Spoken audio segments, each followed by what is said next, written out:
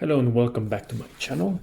In this episode we will check a pretty cool looking sword whose form is easily recognized in the world of collectors. It is that of the French Imperial Guard infantry officer Sabre. But the sword is interesting in quite an unexpected manner. Let's see why.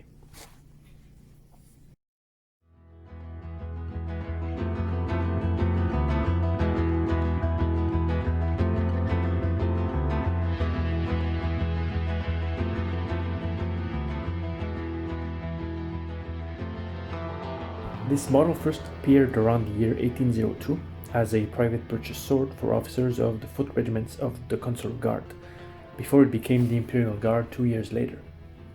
The design is attributed to Duc, who was a Paris-based sword maker and whose craftsmanship and quality were above average and commanded high prices.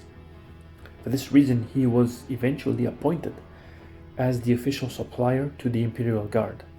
Thus, the swords that bear his name were considered to be the best. Despite what we may think, it wasn't exclusive to the Guard officers, because since it was a private purchase item, other unit officers were free to buy it and customize it to their will. Hence why some existing specimens were marked to regular line units or of Navy units. But these are quite rare, and the great majority is with Guard symbols, hence the name designation. The form was pretty standard, but was heavily influenced by swords carried in the early years of the Revolution by officers of the regular mounted chasseurs à cheval, and this had a stirrup hilt and a curved blade. The hilt had losange or diamond-shaped langets on both sides, one of them, the main one, often having the emperor's face profile, a symbol which was removed during the first restoration of 1814.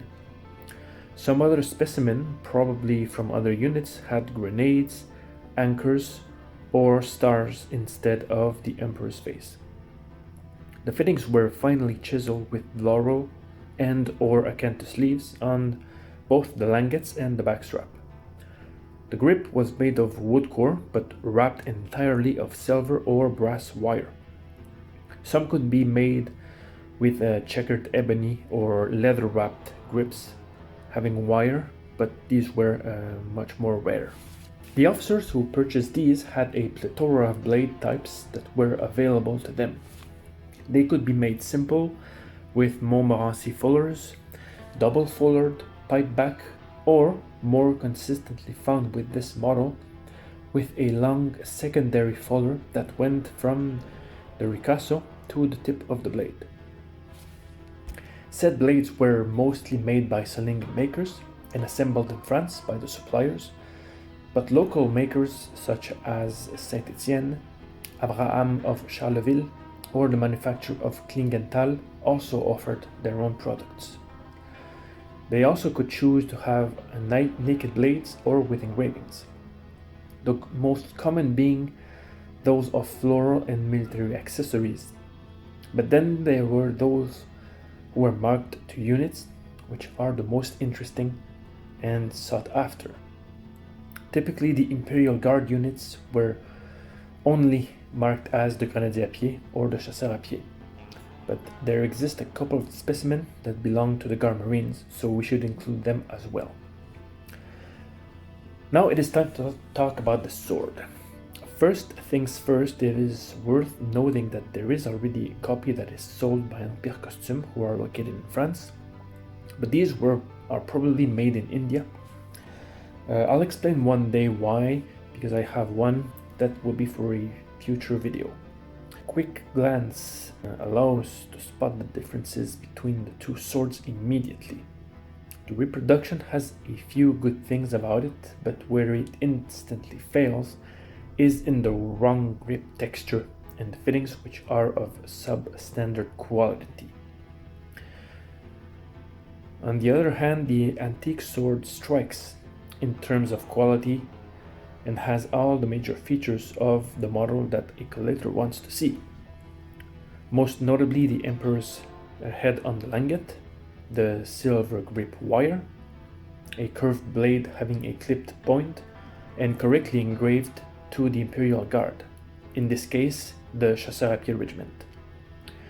This makes it extremely valuable in the market today, right? But ladies and gentlemen, believe it or not, this sword is actually a reproduction. What a twist! Despite its good looks, there are some details which betray it as what it is. The first and hardest to identify is the quality of the fittings. It is hard to see, but closer inspection shows on the inner side of the knuckle bow traces of cast metal that look modern, as if the parts were taken from a mold and someone forgot to polish it accordingly. The chiseled leaves on the backstrap and inlanget also don't quite look as crisp as what an original period item should look like, and it still feels very modern, as in made recently. The face profile itself looks sloppy and unrefined. Normally these would be made of superior quality, far from what's seen here. In a French sword forum once reported that fakers in Eastern Europe made lots of these faces to be added on their fake sword production. And judging from the looks, this might actually be one of these. Then there is the engraving on the blade, which looks legit, but then again, when comparing to what an original looks like, the spacing of the words is not supposed to be that much, and the font is somewhat different. The eagle also looks suspicious, but then again, that is a subjective view.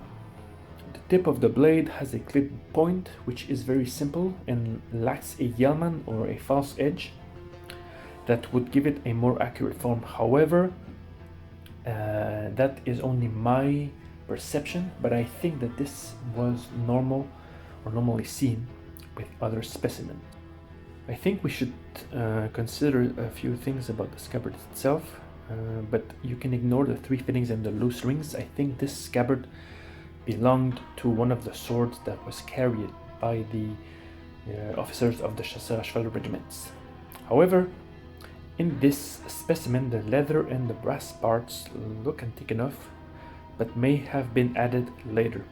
I say this because a closer look shows that the fittings still have parts of leather that are attached to them, and they seem to have been placed, or rather glued, over the main layer of leather. Lots of aerial twists! So you can see that by carefully studying the details, can you detect problems and issues with the sword. It is very important that before committing to purchase something that is very expensive, such as this, you should get the proper knowledge needed to avoid mistakes. It really helped me that I've owned a real one, which allowed me to spot these flaws more clearly. But what also helped was that the seller, who is a well-known French seller, was honest and listed it as a reproduction. But you understand how even an experienced collector can fall prey to forgery if or when a seller or an auction house fail to be aware of what they have for sale, or intentionally don't say anything. For example, just a few days ago, I spotted a big sale of Napoleonic swords in France and was appalled to see some dubious swords being sold for huge amounts of money when clearly something was wrong. One sword listed as a Roman reproduction was sold for close to 2,000 euros. So in short, be careful with Napoleonic swords, especially when they are related to a prestigious unit. Many fakes exist, and they are so well made that they will easily fool you if you are not too careful. This is probably one reason I don't insist on collecting those swords. Not only are they supremely expensive, but you are very likely to get burned in getting a fake, thinking that it was an original. And need I remind that a fake is a sword that passes for something it is not. And unfortunately, with auction houses today, these are very frequently found. I hope this has been enlightening and has been useful to you. If you have encountered a fake sword or experienced a similar situation, please do share your tale if you wish. It will benefit not just the channel, but all those who read it and can learn from it. Many thanks for having watched today's presentation. I'll be seeing you soon enough, and until then, take care and stay safe.